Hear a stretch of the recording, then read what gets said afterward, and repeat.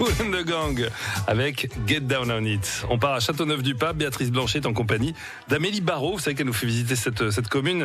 Amélie Barraud, elle est présidente des sites remarquables du goût à Châteauneuf-du-Pape, avec des précisions sur cette association notamment. Une association locale, mais qui dépend d'une association plus large, nationale, qui est l'association des sites remarquables du goût de France.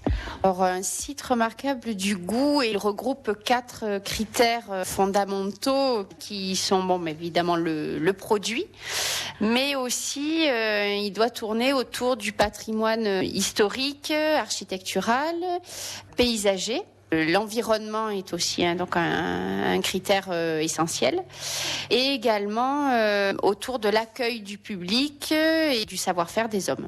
Donc il y a le sourire. Avant tout, oui.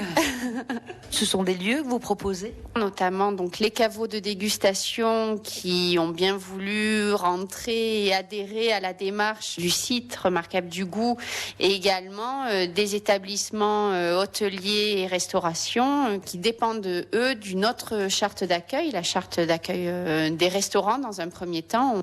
Combien d'adhérents à peu près alors ? Environ une quarantaine d'adhérents aujourd'hui. Donc, c'est-à-dire sur les 5 communes que compte notre appellation, qui sont Châteauneuf, Orange, Courthézon, Bédaride et Sorgues.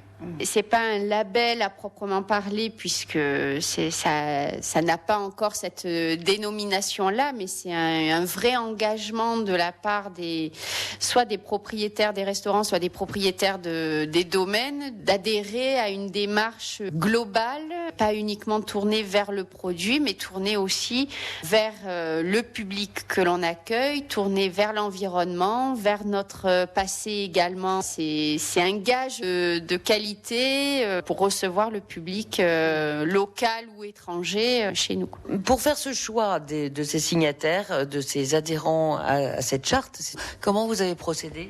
On a incité les caveaux et les restaurants, en les informant de cette démarche. Donc, on les a incités à s'en imprégner et à en devenir adhérents.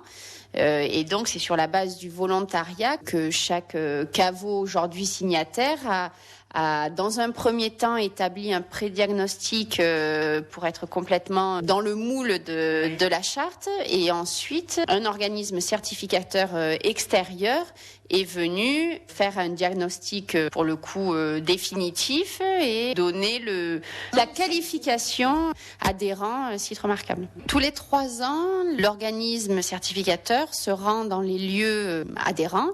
Il y a un suivi qui est organisé effectivement pour s'assurer de la validité de ce petit logo en face de leur nom. Voilà, ainsi s'achève cette semaine passée à Châteauneuf-du-Pape avec Béatrice Blanchet, qui nous amènera la semaine prochaine à Sorgues.